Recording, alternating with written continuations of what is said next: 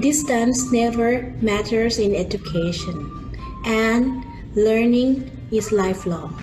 Welcome to our TEFL webinar series on Zoom. Thank you.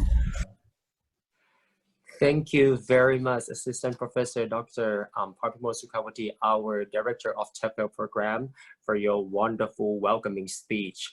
So now, most of us, if not all of us, have experienced learning language at some point in our lives. Some struggle, while some strive and become successful language users. Looking back in the past, we may or may not notice which of your habits have contributed to your success. Today, we have with us here two very well-known language teachers, educator, Professor Willy Renandya and Professor Park Eun-Sung, to help us uncover the top 10 habits of successful language learners of English. So please, right now, but before that, let me introduce our speakers for today first. Dr. Park Eun-Sung is Professor of TESOL and Applied Linguistics at Sogang University, South Korea. She received a master's degree in TESOL and a doctoral degrees in education in Applied Linguistics from Teachers College of Columbia University. Her primary research interest includes L2 input processing and the interface of theory and practice of L2 learning and teaching. Her most recent interest focuses on the role of agency and identity in refugee background students. And I'm very sure that most of you all knows about Dr. Willy, even though he told me to just introduce him for just one sentence, but I prepared a long introduction. So please let me allow, so that if you haven't known him so much, then we learn about him, because he's the widely published language teacher and educator and TESOL specialist with a particular interest in professional educator development, TESOL, pedagogy, and extensive reading. In professional educator development, TESOL, pedagogy, and extensive reading and listening. For over 20 years, he has worked with the pre-service teacher and in-service teachers throughout the Asian regions, including Indonesia, Thailand, Vietnam, and Singapore. Dr. Willy is currently based in Singapore, and he's a full-time ELT Principal Professor at the National Institution of Education, or NIE. Dr. Willy has published numerous books and research articles. He regularly gives invited presentation at local, regional, and international conferences, and conduct practical and engaging workshops and seminars in schools and university. His talks are very practical, entertaining, and fun. So please help me welcome our two very distinguished experts, Ajahn Willy Renandya and Ajahn Park Eun-Sung. Take it away, it's all yours.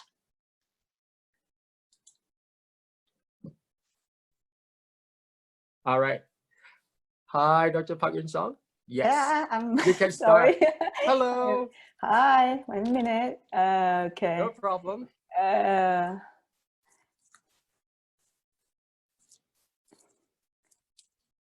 Can you see my screen? Yes. Oh, okay, good. It's working. Okay, 1 second. Yes. Okay, great. All right. Hi, everyone. Good morning. Hello. Hello. 안녕하세요. Hello. Yeah, thank you so much for that cheerful and energetic introduction, Oat. I also want to thank Dr. Pompimo for inviting me to this seminar. And thank you to the audience for your virtual presence here. Many thanks for spending your precious Saturday morning with us. Oops.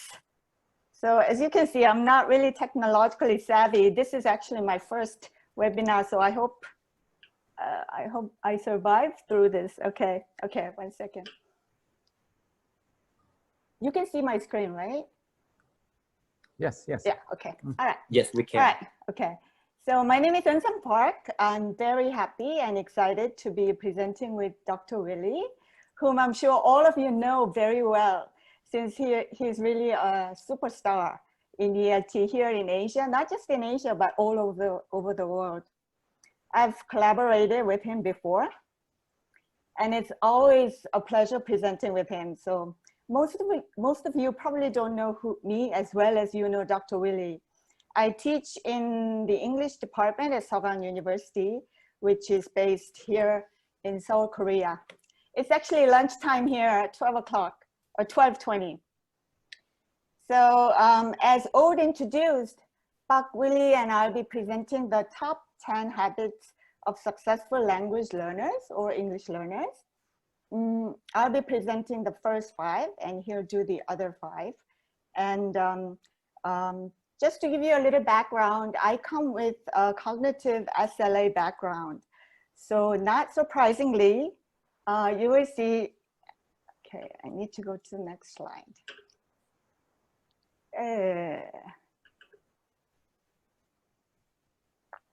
For some reason, you have to point your cursor to your slide first. Click on it. Click once. Oh, okay. Yes. Yeah. There you okay, go. Okay. Yeah. Oh, yeah. Thank you. Okay. I'm gonna need help here and there. So, thank you. All right. So I come with a cognitive SLA background. So the 5 habits that I've chosen, I grounded in SLA theory. So it's based on SLA literature during the past 50 years, and also based on my teaching experiences in the past 24 years. And also it's based on case studies of successful L2 users. Actually, you'll see that all 5 habits are drawn from SLA literature, but examples will come from case studies and biographies of successful L2 users. Okay, so I'd like to start by asking, what do we mean by a successful learner? Is there anyone that comes to your mind when you think of a successful English learner? You will notice that I'm using the word learner and user interchangeably, because successful language learners are able to use the language for their own communicative purposes. So they are also language users, but they haven't stopped learning yet. So they are learners at the same time. So who comes to your mind when you think of a successful English user? In preparing for this presentation, I've given this some thought. And a successful English user that I thought of was, let me show you a picture. Here's a picture. You recognize maybe the host here, Alan DeGeneres show. And this is actually a very popular K-pop boy band, BTS. Maybe you are familiar with them, maybe not. But in the picture, you can see that the members of BTS have been invited as guests at Alan DeGeneres show. And I want you to pay special attention to the person sitting closest to Alan right here. Let me see if okay, this boy or this man, some of you may know him, some of you may not know him. He looks like this. He's actually the leader of the band. His name is Namjoon Kim, or Kim Namjoon. And he's more affectionately known as RM. I think that's short for Rap Monster. Now, he's not only the leader of the band, but he's also the spokesperson for the band because of his excellent English skills. You can see that Alan is looking at him and talking to him, yeah? And interestingly, in this very show, RM talks about how he learned to speak English so well. And you can see in the picture that he's not the typical studious student tied to his desk, yeah? You will also see that the habits that I introduce here actually echo his own English learning habits and practices. So let me just first give you a preview of all the 5 habits of successful language learners. I just read them out. First, they immerse themselves in language input. 2, they notice language features. 3, they engage in interaction. 4, they seize every opportunity to produce output. And 5, they have visions. So nothing out of the ordinary, right? Let me just explain each habit one by one. Okay.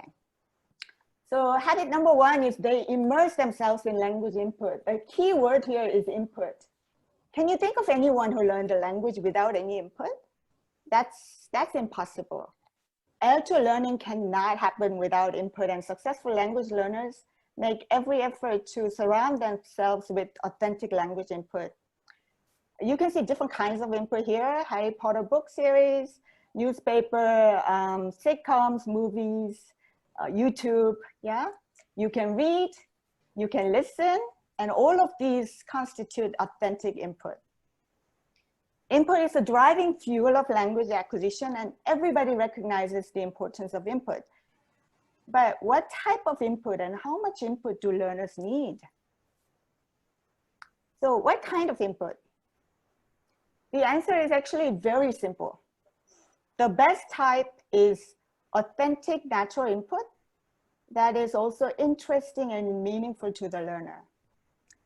So as human beings, we are all very similar in the sense that we all need input, right? But we also are very different in that we have different interests, yeah? This means that we have to find our own interesting, meaningful input that keeps us wanting to listen or read more.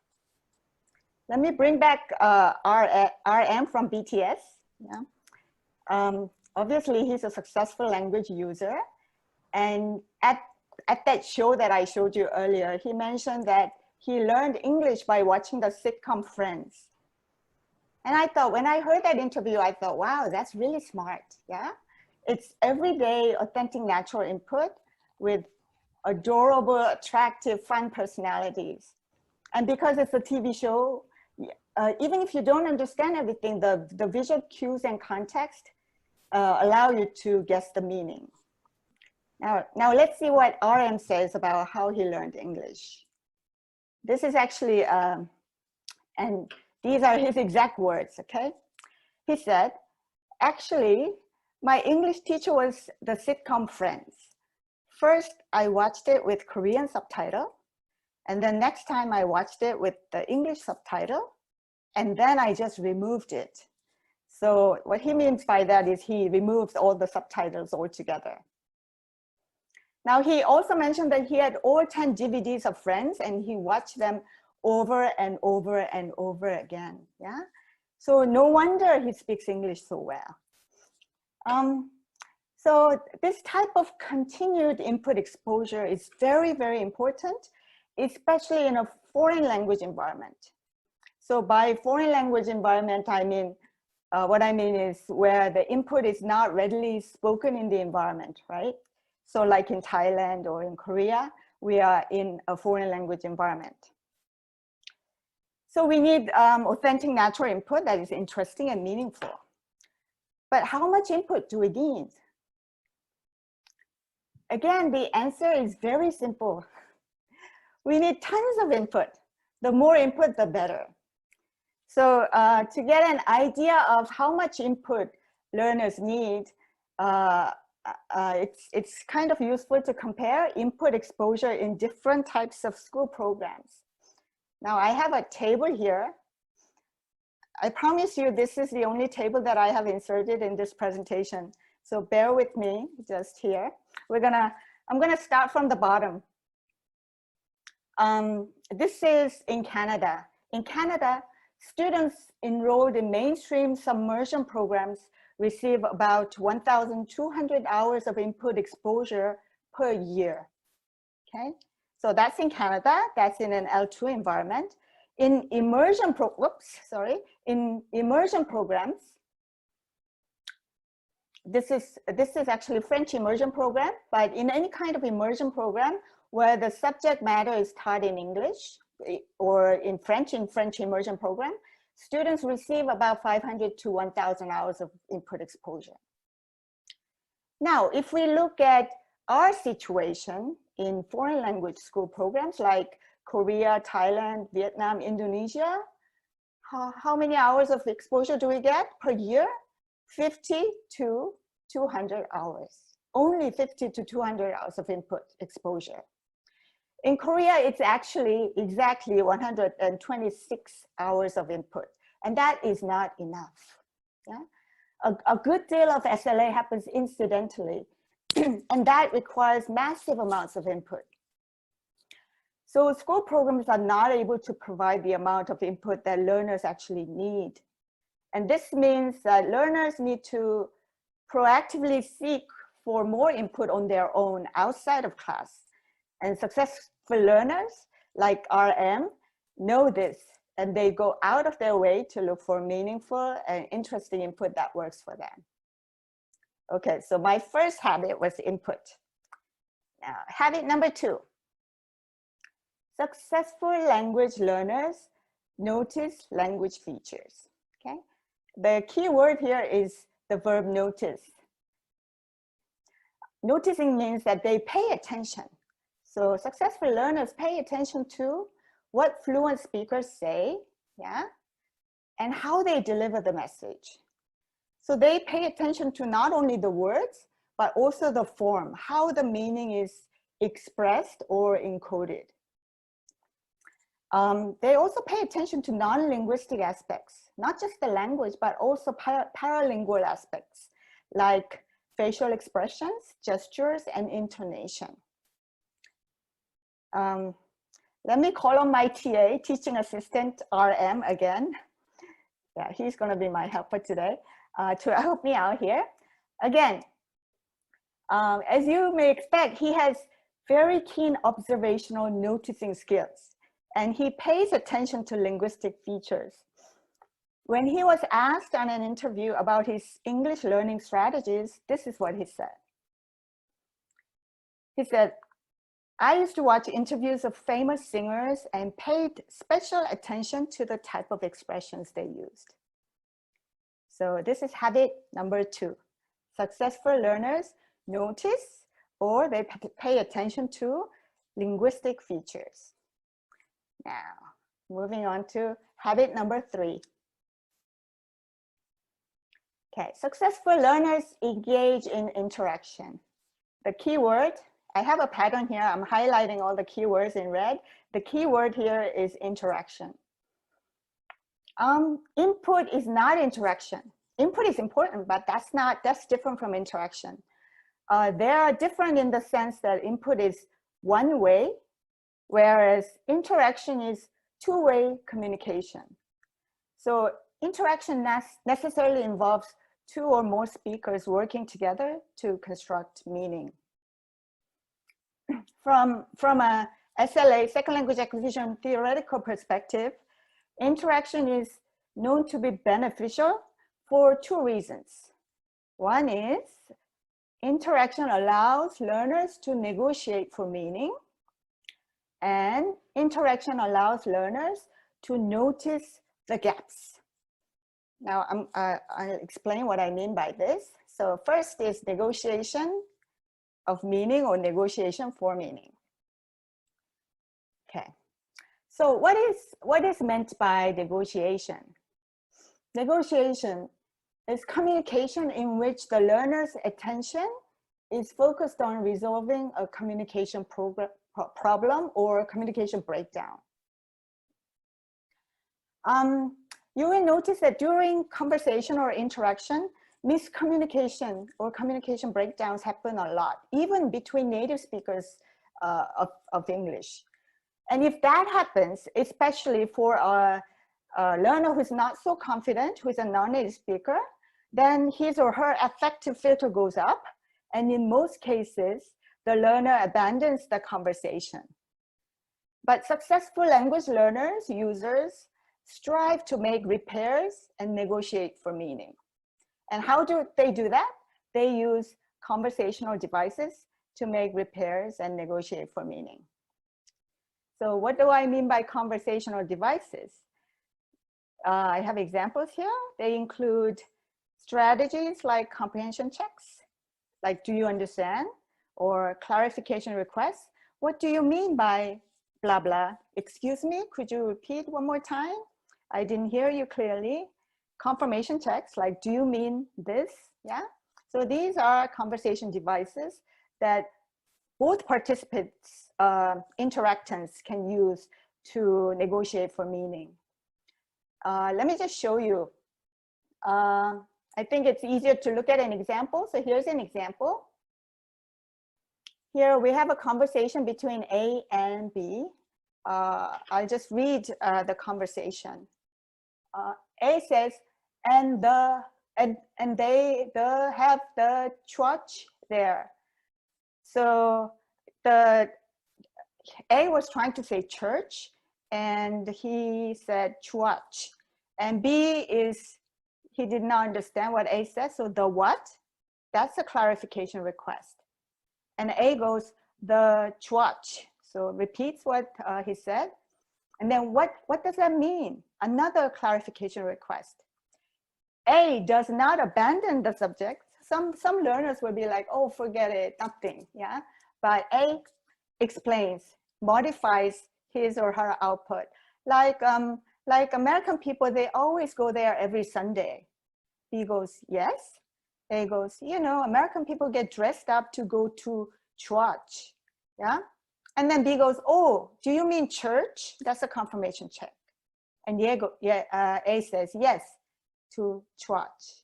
And he puts an R sound there, but the pronunciation is not perfect, but it's perfectly comprehensible, yeah?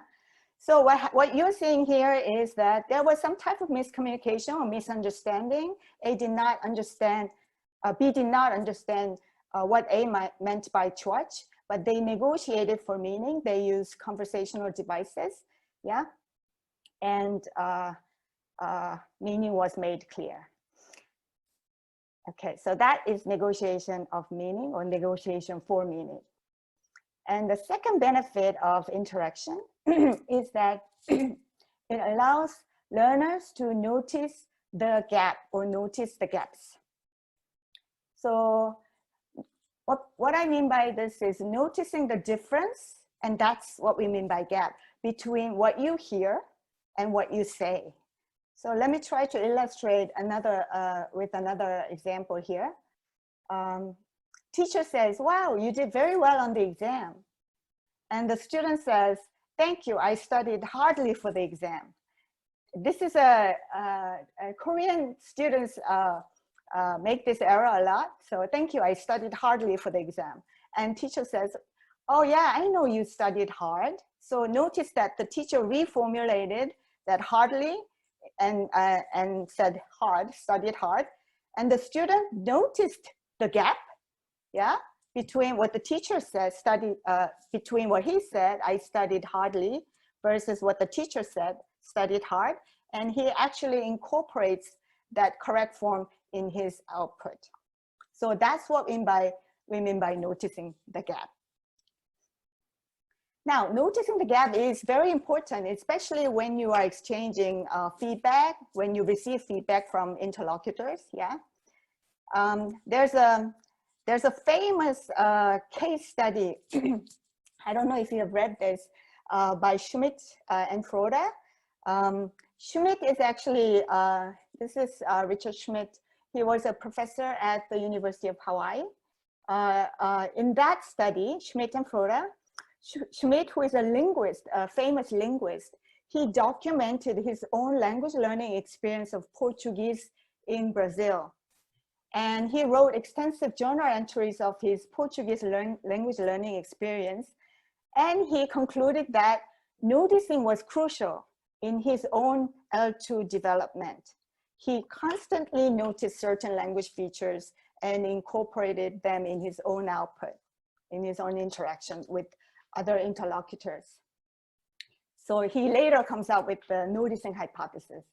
So in any case, so during the course of interaction, learners negotiate for meaning and repair their output to make it more comprehensible to the interlocutor.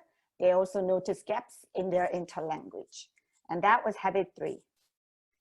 Now we're moving on to habit 4. So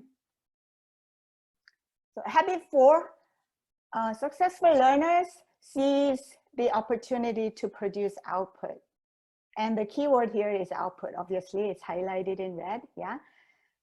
Successful learners value output as much as input, and they try to use what they have learned by actively producing output. by speaking or writing. Let me bring RM back on the slide, okay? So he says, when I learn a new expression, I can't wait to try it out and get feedback on it. So like RM said, successful learners can't wait to try out new words and expressions in their output.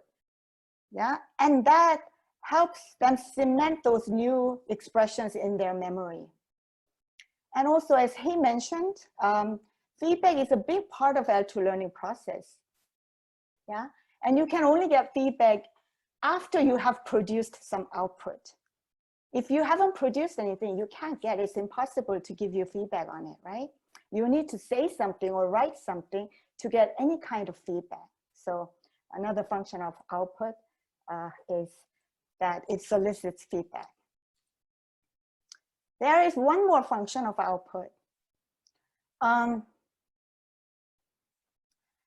Is that it allows you to notice the holes. This time it's not the gaps, it's the hole, okay? So another function of output is that it allows you to notice the holes. Let me just get a, so here, what this means is that what you think you can do, sorry, what you think you can do does not equal what you actually do or what you can do. To illustrate this, here is a quote I have from a student, okay? This is a student in an immersion program where she received a lot of input, okay? And she says, I understand everything anyone says to me, and I can hear in my head how I should sound when I talk, but it doesn't come out that way. I'm sure all of you have experienced this feeling. You can really relate to this feeling. You know how it should sound, but when you actually try to say it that way, it doesn't come out that way. And you don't know it until you try it out. And this has to do with the difference between receptive skills like listening and reading versus productive skills. Yeah. So imagine that you're watching an episode of Friends, like RM, and you are excited that you understand everything 100%. Just because you understand 100%, it doesn't mean that you are able to productively use all the expressions that are used in the Friends episode that you understood. Yeah. So that's why we say output allows learners to notice the holes in their interlanguage. Yeah. By producing output or by trying to produce output, they realize what they can do and what they cannot do. Yeah. And when you realize what you cannot do, then you know that that's what you need to work on, because that's the hole in your interlanguage. That's what you lack in your interlanguage.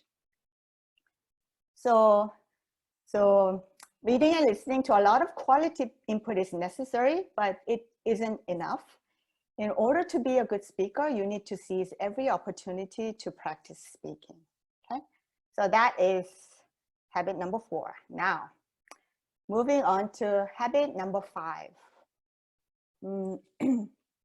Habit number 5 is a bit different from the ones that I have introduced so far here, okay? So let's see what that is. So I've introduced 4 habits so far. So it has to do with input, noticing, interaction, and output. Now, language learning, you should all know, because you have all learned languages with great effort, I'm sure. Language learning entails long, sustained effort to practice all of these habits that I've mentioned. How do learners sustain these habits? Yeah, because language learning it's actually long, tedious, requires a lot of effort, perseverance on the part of the learner, requires thousands of hours of input, interaction, output. Yeah. So how do successful learners sustain these habits? Now, habit number 5 will tell you. They have visions. So successful learners have visions. And by visions, I don't mean that they are psychic or they can predict the future or something like that. What do I mean by this? I mean, they have dreams, okay? Here, vision is a vivid mental image of the learner's ideal L2 self. So if you have a vision of who you want to be, who you aspire to be as an L2 user, then you set goals to achieve that dream. You motivate yourself. So to illustrate this, I am again going to bring out my TA or my assistant RM. Okay, this is the only picture I could find on the internet. So this is RM as a teenager. He said he used to watch Friends when he was at the tender age of 14 or 15, yeah? So I'm guessing that he's around that age over there. I haven't interviewed him personally, so I don't know what kind of vision or dream he had. But my guess is that he did have one, yeah?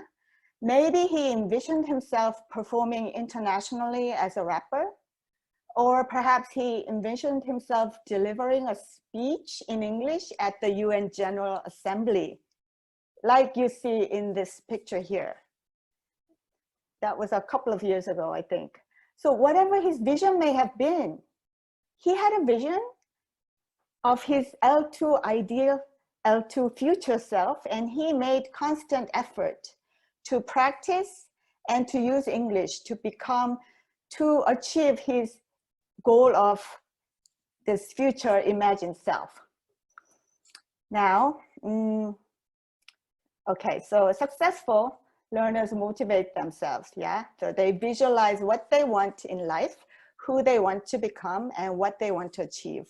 And that is their imagined future L2 selves. Here is an article, Park and Lee. This is under review. This is, so for those of you who are not familiar with my work, recently, my recent research interest involves North Korean students learning English in South Korea. And this is a case study. Park and Lee is a case study of a North Korean refugee student. We have chosen this participant because he stood out from all the other North Korean students in that his English skills were really, really good. He was self-motivated, self-directed, and he was constantly working on to improve his English. He even went to the US as an exchange student, yeah, to improve his English. For the case study, we interviewed him, and voila, we found something, yeah? He actually talked about his vision, and I really want to share a quote that illustrates his vision or his ideal L2 self. But before I share the quote, I should also let you know that this student defected from North Korea and he left his family behind. So the notion of peace and reunification of North and South Korea means a lot to him, because it means that reuniting means that he will be reunited with his family. Okay, so here's a direct quote from the interview. I'll just read this. If you want to achieve big dreams, you need good English skills. I need to speak English well in order to make my dreams come true. My dream is to become an influential politician so that I can work towards reunifying North and South Korea. I want to become a politician so that my voice can be heard, so that I can make a difference. So as you can see from this quote, this student's dream of becoming an influential politician who can make a difference is what motivated him to keep practicing and learning, as he believes that good English skills can be an asset that can help him become that important person. Okay, so with this in mind, I want to revisit, so that was habit number 5. I want to revisit the top 5 habits one more time. And in case you're interested in looking up relevant SLA theory or research related to that, I have flag posted some of these relevant concepts, SLA concepts, next to each habit. So number one, again, they immerse themselves in language input, has to do with input hypothesis. They notice language features, noticing hypothesis by Schmidt. They engage in interaction hypothesis, and negotiation of meaning by Mike Long. They seize every opportunity to produce output. Of course, that's output hypothesis by Swain. And last but not least, they have visions. And that's Dornier's L2 motivational self-system, if you want to look it up. Okay, so these were my 5 habits. I don't know how I'm doing in terms of time, but I guess Dr. Willy will take over so that he can present 5 other excellent habits for you to keep in mind. Thank you very much. Okay, should I? Thanks.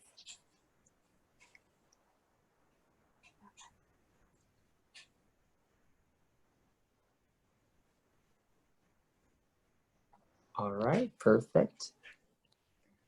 Hi, good morning, everyone. My name is Willy Renandya. I'm from Singapore, and I teach at the National Institute of Education, Nanyang Technological University. Let me get started by doing a quick review, but instead of me telling you what Eun-Sung has presented just now, I'm going to give you a quiz. This is to make sure that you have been listening hardly. Or is it hardly or hard, Eun-Sung? Listening hard, yeah? You crack me up. Okay. Okay, listening hard and listening hardly. See, the first one is input. Okay, let's do it together with me. What is the second one? The second one, again, is this one. Yeah, you need to pay attention. The first one is you need to get a lot of exposure to the language. The second one is you need to also pay attention to some of the, not all of them, some of the language features that are present in the target language. The third one is you need to use the language in interaction so that you can get some feedback from the other speakers. And you also need to practice speaking and also practice writing as well. And finally, you need to have visions.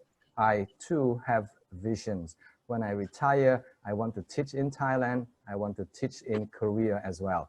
And I'm sure I'll be working very hard to make my visions really become a reality.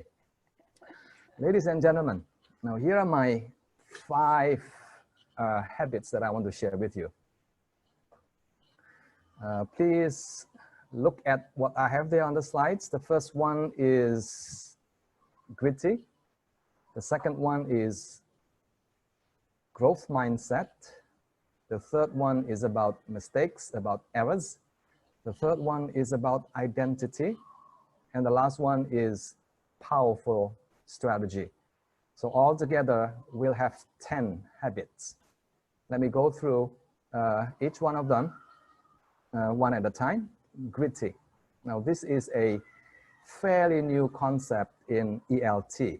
And I am drawing a lot from the work of Angela Duckworth.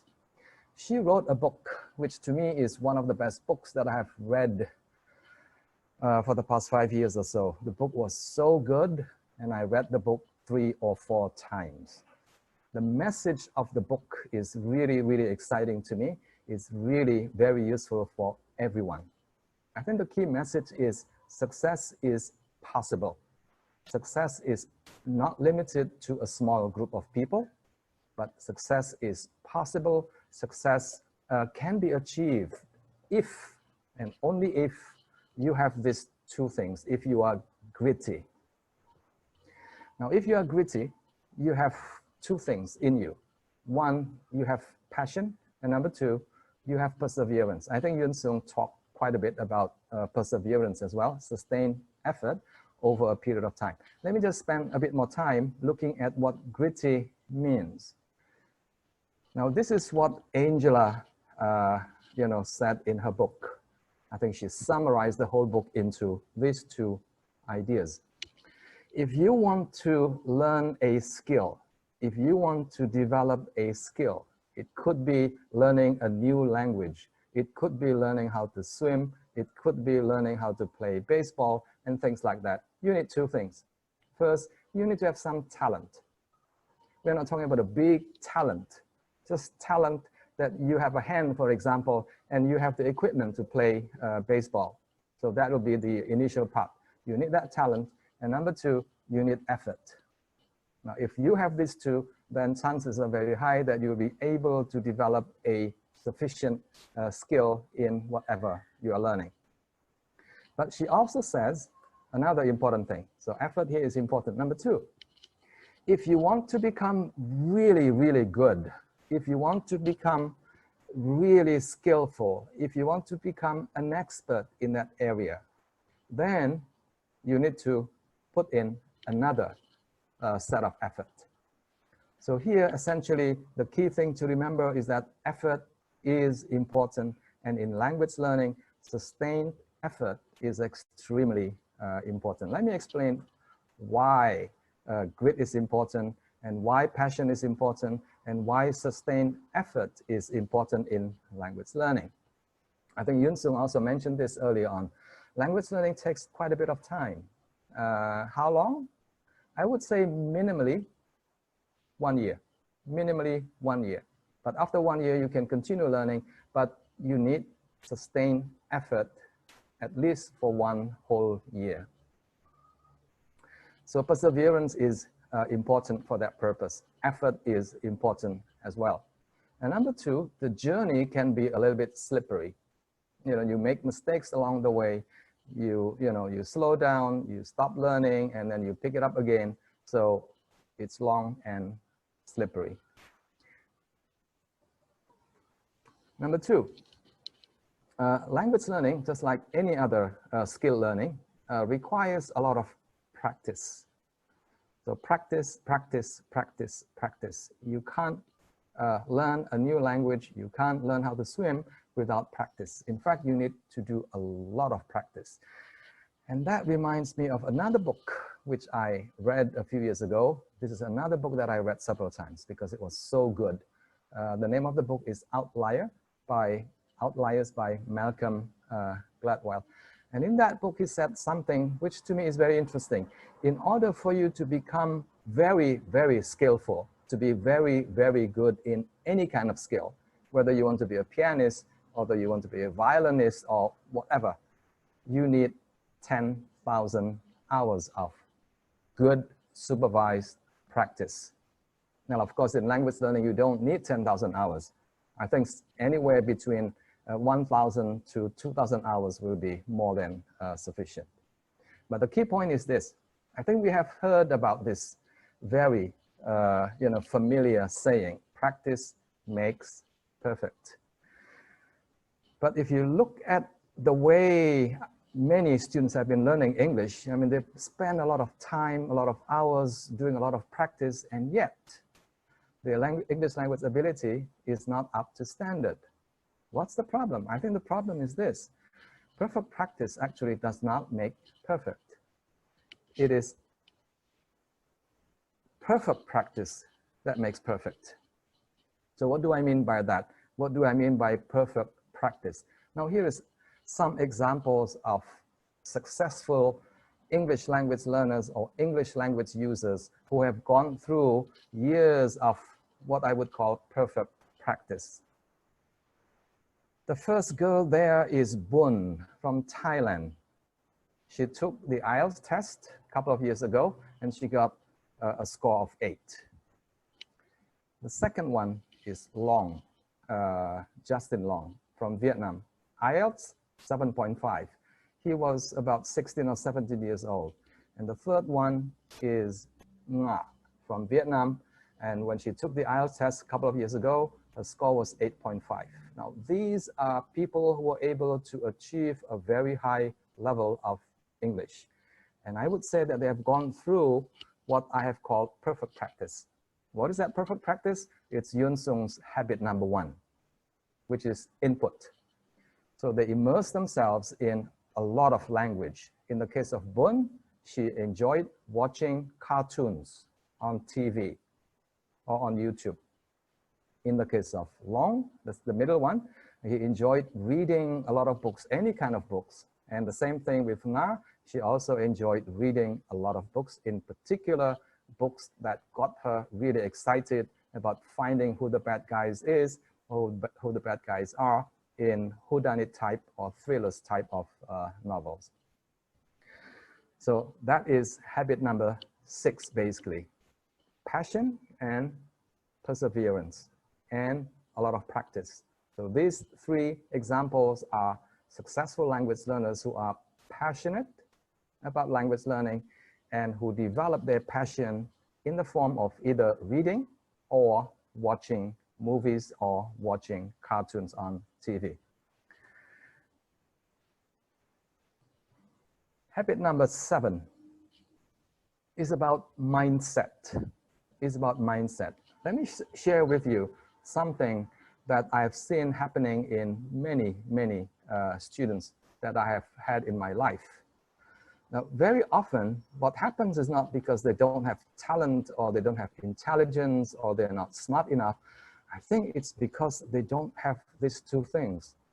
They do not have self-esteem and they lack confidence. And that is what is slowing them down.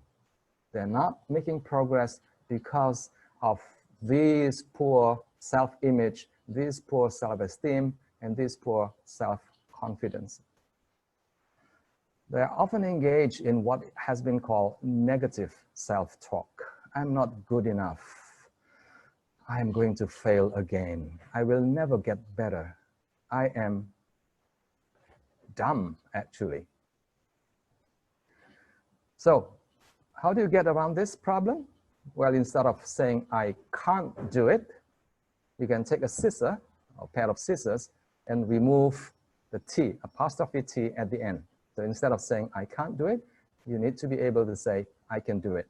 Now, the thing is, this is what we know from psychology. If you keep on saying the same thing again and again, for a month, or for 2 months, or 3 months, eventually, you will believe that you actually can do it. And that is how you develop your self-confidence and also your esteem about yourself.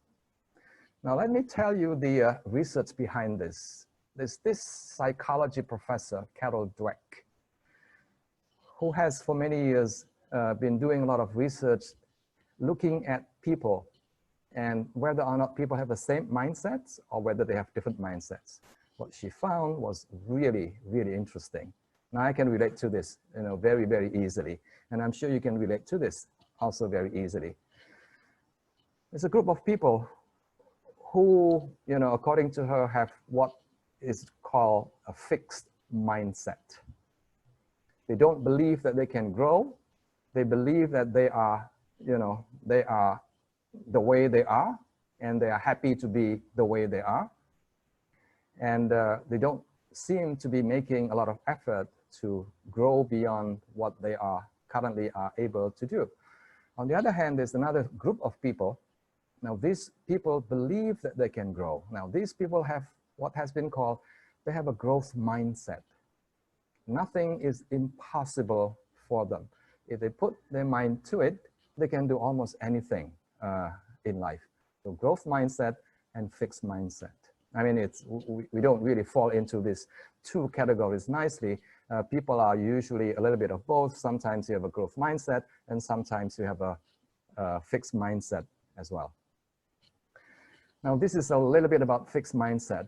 People with a fixed mindset usually, avoid challenges. They give up very easily, and they feel that effort is not very productive, effort is fruitless, and things like that. And they believe that their abilities are fixed. That is what I am born with. I don't think I can grow any further than what I have been able to achieve right now. So fixed mindset. Growth mindset, on the other hand, you can see here very clearly, they're not afraid of failures.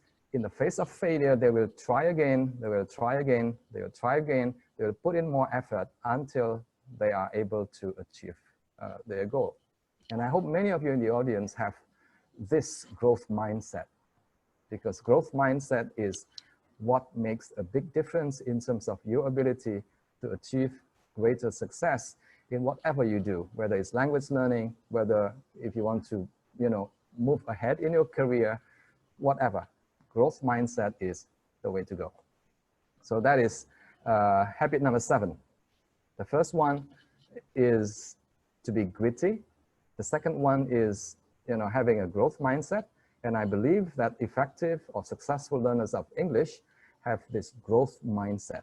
Learning English, yes, it may be difficult, it may be tough, but it's doable, it's manageable, and I can do it. If other people can do it, if RM can do it, I can too. Habit number 8 is about errors. Now, this is extremely important. If you look at the picture on my screen, look at that guy. The guy is doing a lot of practicing, trying to hit the bull's head, actually, or the bull's eye. But look at how many times he misses, and he is only successful in barely hitting the bull's eye. In other words, he makes a lot of mistakes. But to him, if he has a growth mindset, if he is able to put in extra effort, he will be able to tell himself, and making mistakes are okay. And this is true in language learning as well. Along the way, you'll be making a lot of mistakes, but mistakes are evidence. Mistakes are proof that you are trying. If you don't make mistakes, chances are you're not doing anything, you're not trying hard enough, and you're not learning anything. This is what often happens in the language classroom. Students will tell you, teacher, I always feel embarrassed when I speak because my pronunciation is not perfect, because I make a lot of mistakes when I speak. Teacher, I feel embarrassed because my grammar is not good. I need to wait until my grammar is good enough for me to start writing, to start speaking, and to start interacting with other people. Teachers, I feel embarrassed because I don't have sufficient vocabulary. I want to say something, but it seems that every time I try to say something, the English words don't come up on my head. So I keep on using Thai or Vietnamese or Chinese or other languages instead of the target language. I always feel embarrassed because I don't have it. I don't have enough. I don't know enough of the language to be able to, to be able to use the language for communication. I don't want to lose face. Effective learners, on the other hand, they make lots of mistakes, but they treat mistakes as their friends. And although they too feel embarrassed, but it doesn't slow them down. And, they move on, they make more mistakes, and the cycle continues. So the key message is this: effective language learners treat errors as friends, not their enemies. Mistakes are good. Mistakes are evidence that you are learning something, that you're trying your best in order to learn whatever you're trying to learn. Number 9. Number 9 is extremely important these days, especially in the context of learning English as a global language. Learning English as a means for international communication. Now, it has to do with the idea behind identity, who you are. Although you're first, when you speak English, for example, you need to also project your identity as a speaker from Thailand, maybe, or a speaker from Indonesia, a speaker from Chinese. I think you need to maintain that sense. Number 2 is varieties. Embrace different types of language varieties spoken by different groups of people. And number 3, effective learners also set very realistic goals. Let me explain what I mean by this. Sense of identity. I'm happy the way I am. I'm from Thailand, for example. I speak Thai. I'm fluent in Thai, and I speak with a nice Thai accent. There's nothing wrong with that. Now, the reason I often travel and give workshops in Thailand is because when I go there, people address me as Ajahn Willy, which to me sounds really, really nice, instead of Ajahn Willy. Willy sounds very serious, very formal. If I go to Korea, for example, Eun-Sung will call me Willy or Park Willy. But in Thailand, it's different. It's not Ajahn Willy, but it's Ajahn Willy. Can you say that together with me? 3, 2, 1. Ajahn Willy. So nice. Point number 2, variety. Embrace variety. Today in the world, you get to hear different groups of people speaking different varieties of English. I think this is something that we need to realize. English does not belong to those people in the UK only, or in New Zealand only, or in the US only. It belongs to everyone who speaks English. So variety is very important, whether it's the inner circle variety, that's okay, or whether it's the outer or expanding circle variety, which refers to Filipino English, for example, Singapore English, or many other different types of Englishes. It doesn't really matter whether you speak with the native variety or with the outer variety, because nowadays, if you want to learn English, you need to be more realistic. Your goal should not be to achieve native speaker fluency. I don't think that is desirable, number one, because you will lose your identity. And number two, from a second language learning perspective, it is not achievable. I think you need to double check with Eun-Sung later on whether it is possible to become or to be able to speak like a native speaker if you are from Thailand, if you are from Korea, or if you are from Malaysia, for example. Okay, nowadays the goal of language learning is more realistic, and effective learners of English also understand this. When they learn English or French or whatever, their target goal is to be able to speak the language in a way that is comprehensible, in a way that other people from Japan, for example, from Korea, and from other places can understand you. I think that is extremely important. Another important thing, important consideration is this. When you speak, you need to be able to be perceived as somebody who is socio-culturally competent. So the second one is basically behind the idea of intercultural competence. So in addition to the usual communicative competence, I think we need to add that bit. And effective learners of English also understand this. If they speak English with people from China, for example, I think it's very good, it's very appropriate for them to understand a little bit about what is appropriate culturally and what is appropriate socially in that specific context where English is used. So native speaker fluency, native speaker competence is no longer the only goal, or maybe no longer the most important goal of English language learning. If you look at Eun-Sung, if you look at me, for example, I think our English is fine. I mean, we are able to understand, and we are able to be, and people understand us, you know, very well. Do we speak like native speakers of English? We don't. Do we want to speak like native speakers of English? We don't. We don't want to lose our identity. My identity is what defines me as Park Willy, as a person who is big in teacher education. Number 10, the last one, number 10. Now, effective language learners use powerful language learning strategies. What do I mean by powerful language learning strategies? Let me show you an example here of a polyglot.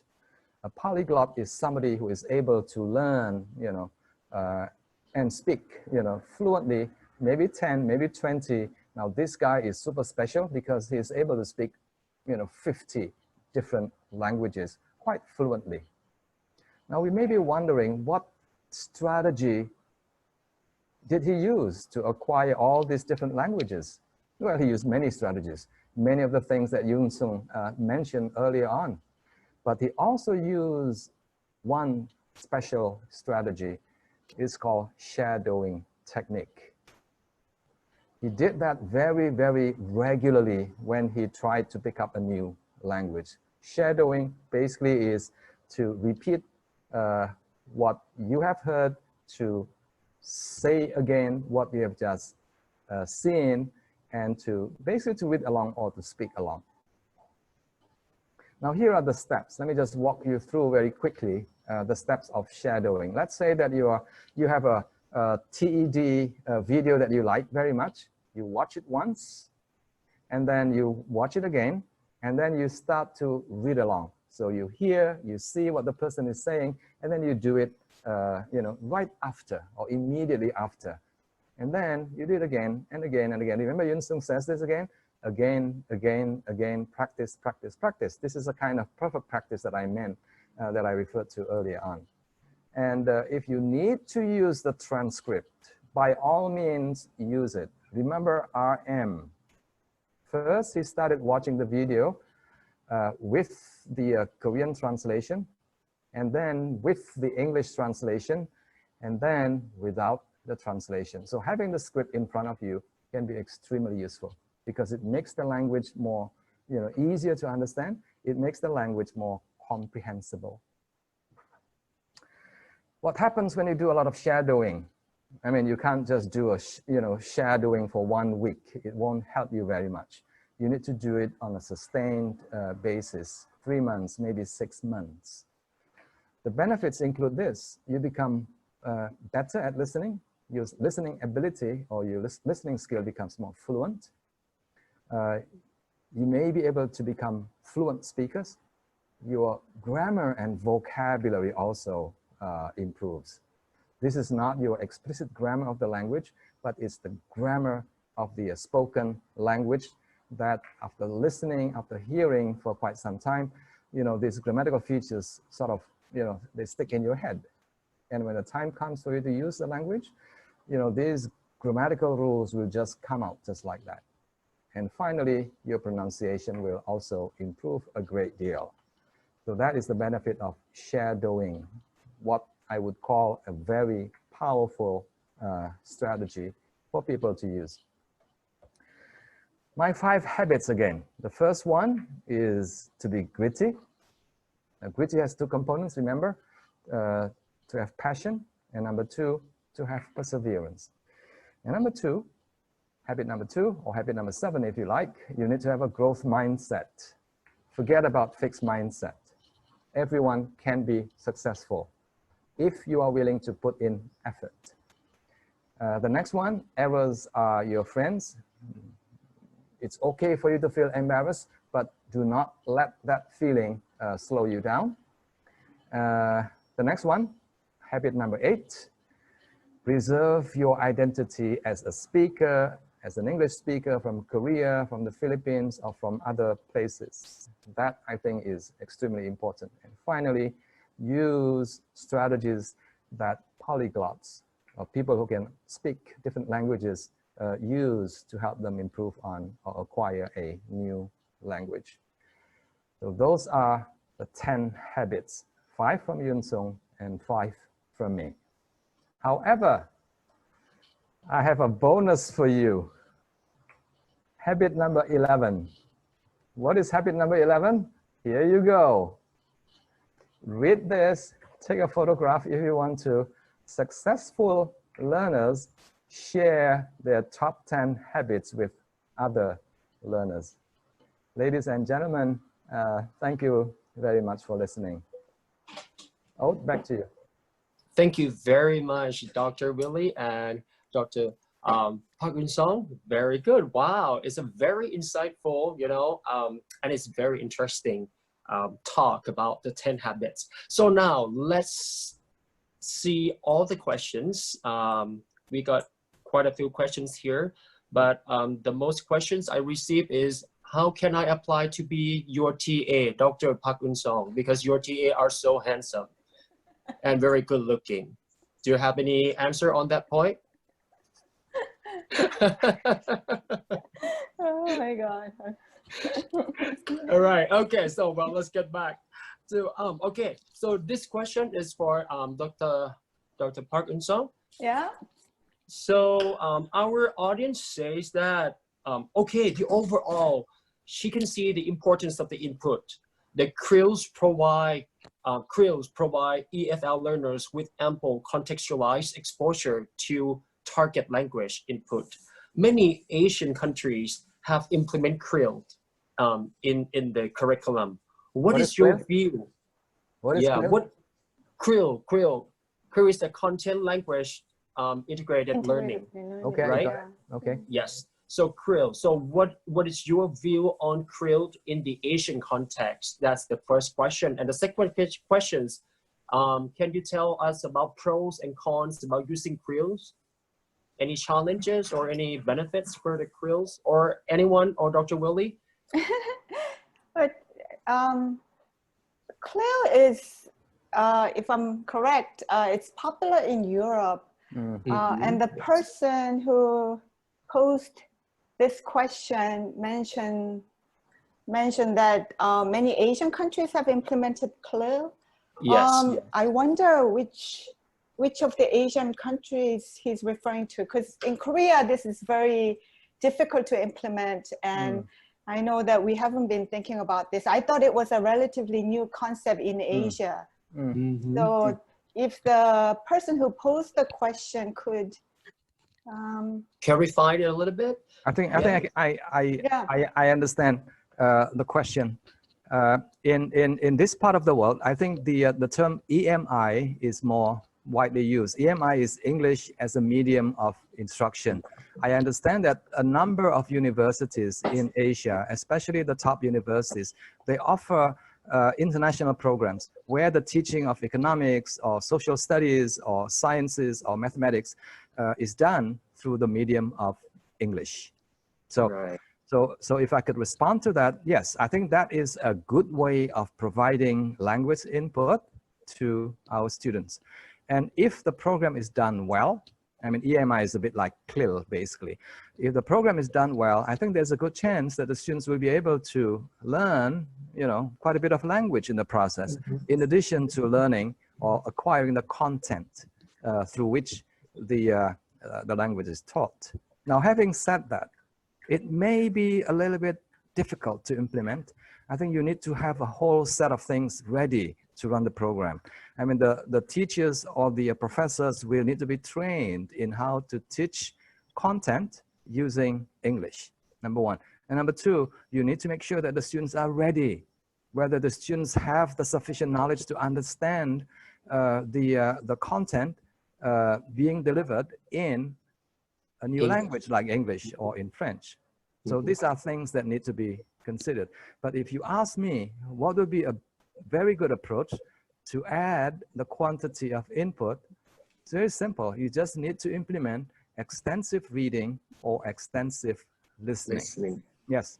This coming in the next few days, there'll be a big event on extensive reading. Basically, I think it's on the 2nd or this week basically, the 28th of the 29th, organized by Thammasat University. And we have been able to invite the top person, actually the father of extensive reading, to come and tell us what extensive reading is all about. The name of the person is Richard Day, Professor Richard Day. So come to that session and I'll be there as a moderator. Wonderful. Well, thank you very much. Okay, moving to the next question. What is the difference between interactions and engagement? Now, Eun-Sung is the expert in that area.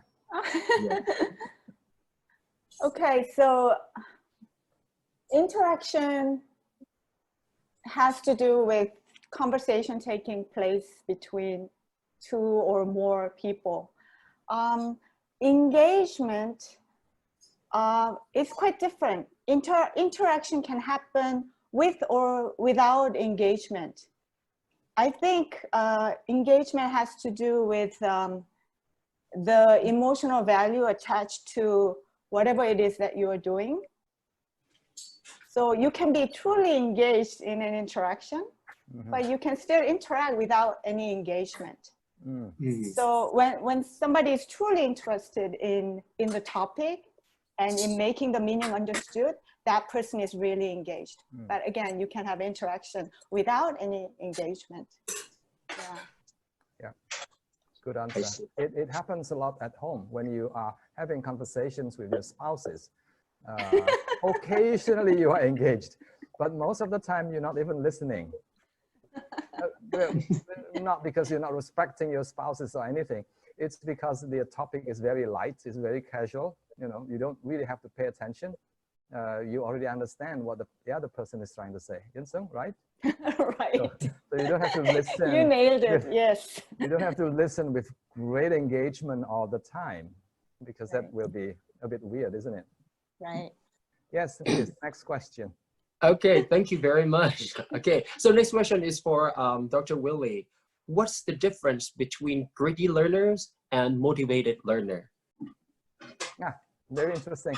I think Eun-Sung and I can do this together. Yes. This is related, actually. Being gritty has to do with two things. Number one is passion. Number two is effort, basically, sustained effort.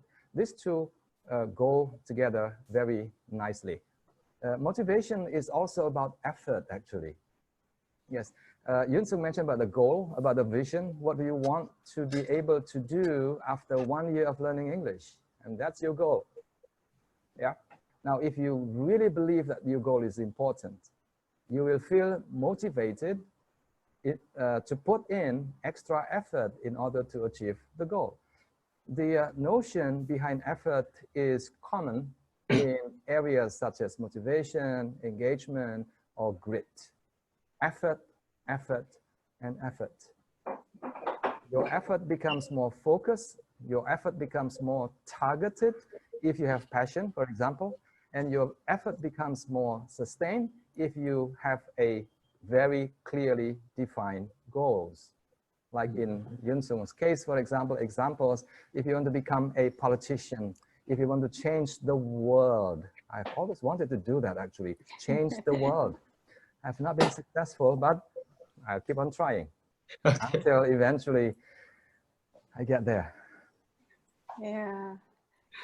Wonderful. Yeah, Anything to add? Yes. I think motivation provides the fuel for you to be gritty. I don't know if that makes sense. That. Yeah. Yeah, that makes sense. Yeah. Yeah. So they are very much related. But if you're motivated and you want to achieve that goal, and you have to become gritty. So they are very, very much interrelated. But motivation, having motivation, is there a before and after? Having motivation, that's I think that's something that you need to start with to be gritty, to have grit, to achieve something, for you to persevere in whatever you want to achieve. Yes. Let me just say something about passion and perseverance, because this point needs a little bit of elaboration. The passion element is so important because sustained effort can be very, very tiring. However, if you have that passion, you don't feel tired. You will keep on going. You will spend 2 hours, 3 hours, and so on, and you don't feel tired. In fact, you feel happy because you are able to fulfill that inner desire to do something that is that you are passionate about. So I think gritty, or being gritty, or the notion behind grit is really very powerful. You have to have these two things. Number one is passion. Number two is perseverance. The next question then is, can we grow our passion? Or is it an either-or situation, whether you have the passion to learn English or you don't have the passion to learn English? But to me, I think we can grow our passion. And in fact, if you look at Eun-Sung's presentation on input, on extensive reading, on extensive viewing, actually, you can develop that passion in reading, if and only if you find the book that you really, really, really want to read. Yes. Your passion will grow, your passion will develop, and after 6 months, you'll be surrounded with a huge amount of input. Not only 10,000 hours worth of input, but maybe 1 million hours worth of language input. It comes with passion, actually. Yeah. Thank you. I totally agree with you, because the passions, like when we have passions and we read a lot, we want to do more, and without even relying on the school system. So that's great. Okay, getting back to the crew. Yes. Yeah. Do you have anything to add? Yeah. So I saw that comment about Taiwan and Japan, Yeah. And I'm sorry, I sort of misunderstood. Yeah, Claire, I think, yeah, like Dr. Willis said, if you are referring to EMI classes or CBI classes that focus on content, we are actually doing this in Korea as well at the college level, at the university level, not at the secondary level. At our university, in the English department, all the courses are taught, all the content courses, subject courses, Yes. applied linguistics, techniques and principles of language learning and teaching, all of these courses are taught in English, and that's doable at the college level. I don't know if this is doable at the secondary level in Asia. At the college level, I know like KAIST, Korean Advanced Institute of Science and Technology, the courses are taught in English, the content courses. These are all EMI courses. Students have the proficiency level to handle content, handle the dual focus of language and content. But at the secondary level, there's the implementation issue with finding qualified teachers. That's very difficult. Yeah. I think some and elite schools, some elite secondary schools can do it, and also international schools. I think there's a growing number of international schools in the region, actually. And the whole thing is taught in English. So it's kind of an immersion program. Right, international schools, right? International schools, yeah. So, I mean, my take is at the college level, it's very doable. You have qualified professors, instructors. At the secondary level, prep schools with money can afford this, but difficult to implement otherwise, I think. Yeah, but again, it's a wonderful way to make sure that students get the amount of input needed for language acquisition and also content learning. Yes, and as far as I know, in Thailand, we implement the Creole things in the high school level as well. Oh, we learn math, science, in English as well. Yeah. Okay, so back to the interaction and engagement. Another question asks, which is more desired in the ESL setting? ESL setting? ESL, yeah, not EFL. So in the ESL. Interaction and engagement, which is more desirable? Right.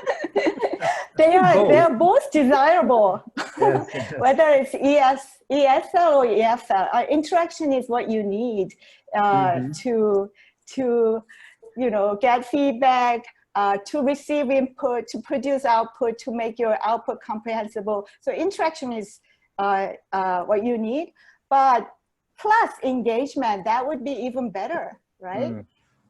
So yeah, I mean, you need both. Yeah, you can't say one is better than the other. So interaction with engagement, that would be the best combination. Very good. So the next question, as a language teacher, how can you motivate the low proficient students who don't care about learning? So any tips from you all? Like if the students are very low proficient and they do not care about learning at all. Well, that's an extreme situation. If that is, the situation you find yourself in, two things you can do. Try to motivate them. And after 1 year, 2 years, or 5 years of trying, you're not successful. What do you need to do? Move job, change school. I think. But more seriously, I think, I don't think this, well, generally speaking, because English is taught as a subject matter. I think the first thing for teachers to understand is to accept the fact that the majority of our students are not motivated. I think that is something that we need to be aware of. Most of our students are not motivated. And that leaves us with just one question. And that question is, are you a motivating teacher? If you are not, then there's no way you can motivate your students. You have to become a motivating teacher. If you are not a motivating teacher, then you need to learn how to motivate, how to become more motivating. I have I have written a small paper actually looking at how teachers can be more motivating in the classroom. I summarize this in terms of the 5 T. 5 T's. The first Can you T, share with us? Yes. I will share it with you very quickly. The first T is the teacher. Remember the way you speak, the way you talk, the way you relate to your students, the way you behave, the way you dress. Everything about you has a motivating effect on your students. Yeah. If you dress very sloppily, for example, if you speak without any respect for your students, they will not feel appreciated, and they won't be feeling motivated at all. So the teacher becomes very important. The focal point actually is the teacher. That's the first T. The second T is the teaching method. Have you been using the same teaching method every day? If the answer is yes, then chances are 100% your students are not motivated, because you yourself have been doing the same thing again and again. You walk into the classroom and you start, please open page 10. Who wants to open page 10? Because yesterday the students also did the same thing. They opened page 10. So you need to try to develop a wider variety of teaching methods. That's the second T. The next T is the teaching materials. What sort of materials are you using? Can you make changes to the materials that you're using? Very often we hear, but we have to use the course book. We have to use the textbooks provided by the school. Can you make changes? I think the answer is yes, you can. As long as you're responsible for their learning, schools will close their eyes. Make changes to the materials so that they become more interesting and more exciting and more motivating for the students. The tasks and the activities, that's the next T, yeah? I think you can find different ways of designing tasks that are more interesting, more exciting for your students. And the final T is tests. Make your test less frightening. I think our language tests are very, very scary. Make it easier for your students to break it up. Instead of giving one big test, break it up into smaller tests. These are known as, assessment for learning type of thing. It's more, continuous type of learning. So if you are able to do this, I think your students will feel a little bit more motivated in your lesson. You can't expect everyone to be motivated. But if you are able to get 70%, I think you are already the best teachers in the world. Eun-Sung. Yeah, so I think, motivation is a big issue now. Everybody has an interest in something, right? Yes. Even the least motivated students, they must be interested in something. And yes. If you are a motivated, dedicated teacher, you would want to find out what interests these students, what kind of interest this demotivated or amotivated student has, and present materials that pertain to his or her interest that can make it more motivating. That's one way, yeah, because we are motivated because it's interesting and fun, right? So what makes it fun? What content, yeah? Another thing is, we're motivated because we find out we're good at it. We sort of feed on success. Oh, I can do this. I'm good at this, yeah? So if you can somehow instill in your students a sense of success with just little tiny activities that you bring to class, that could be motivating.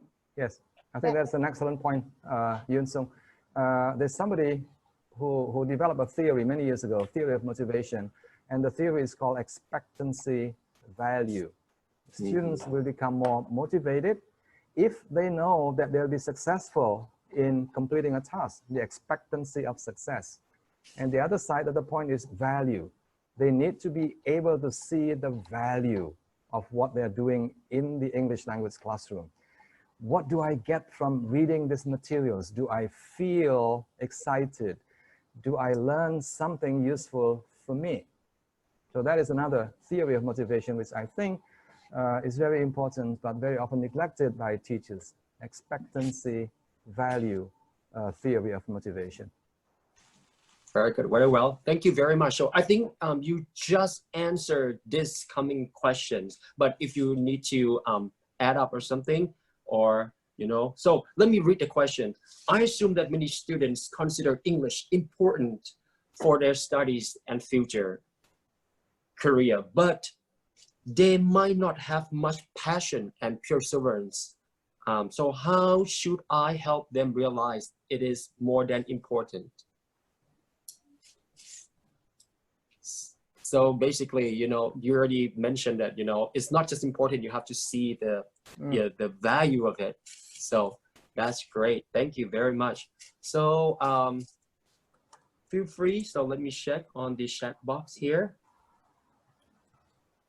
Oh, and some of them also interested in reading your articles. Where could they find your articles, or, you know, anything related to successful learners? Yes, I have created a website, and my website contains hundreds of free resources for teachers of English. Free means free. I'm not going to ask you to pay anything. It's free. It's because I have passion for sharing ideas with other people. And the website is called Willy's ELT Corner. Willy's ELT Corner. In fact, I've just provided the link for the PowerPoint slides that we just presented, both from Eun-Sung's PowerPoint slides and also from my PowerPoint slides. Now, if you explore the website a little bit more, you'll be able to find like more than 15 ebooks that you can download for free, and many other references and resources, including a discussion on you know, the habits or the secrets of learning English successfully. Great, thank you very much. Wonderful, wonderful, very good. Okay, is there any other questions at this point? We still have some time for you.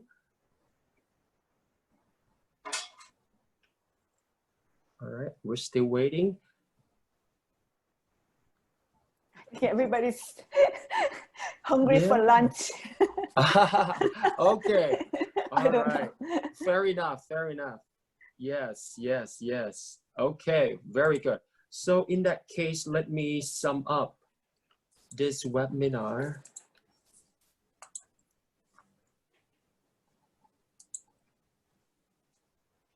Okay. So, all right. So here we are once again. We are right now in the first TOEFL program organized by TOEFL program Chulalongkorn Universities on the topic of top 10 habits of successful language learners of English.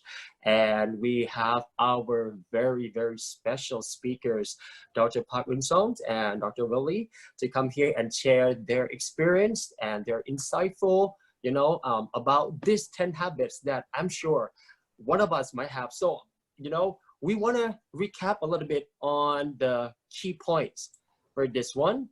So the first one for Dr. Park Eun-Sung is input. So you have to have a meaningful input. The second one, you need to notice the language features, and then interaction is important in order to give out the meaningful input. But at the same time, you always need to have both visions, and also you need to make sure that what you want to do, your dream and yourself, idle selves for your, okay, that's the first 5. What about Dr. Willy? So Dr. Willy provides us number 6, which is greedy. So you have to have passions and perseverance. And then don't forget growth mindset. That can help very much.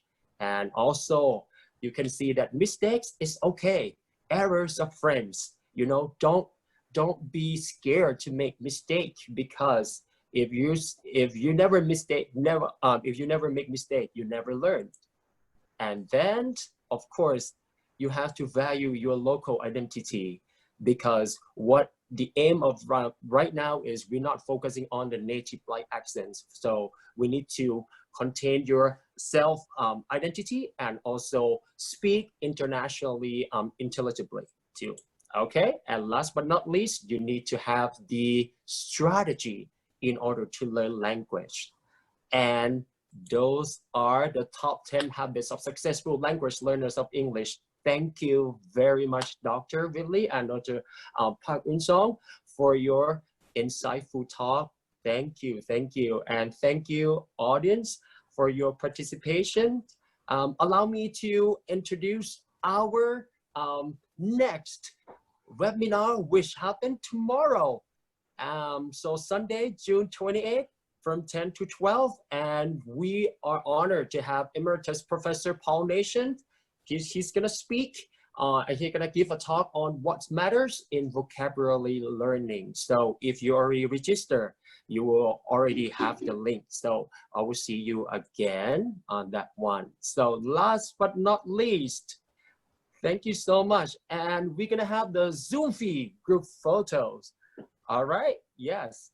All right, so if I will ask everyone, if you feel free to, feel like you wanna turn on your video so we can have a group photo session together. Right here.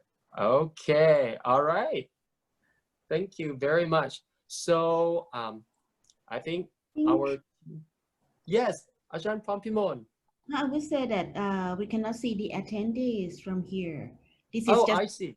so I don't think it's necessary. But for Wonderful. No problem at all. Since I appear on the screen already, I would like to thank Dr. Eun-Sung Park, and I would like to thank Dr. Willy Renandya for,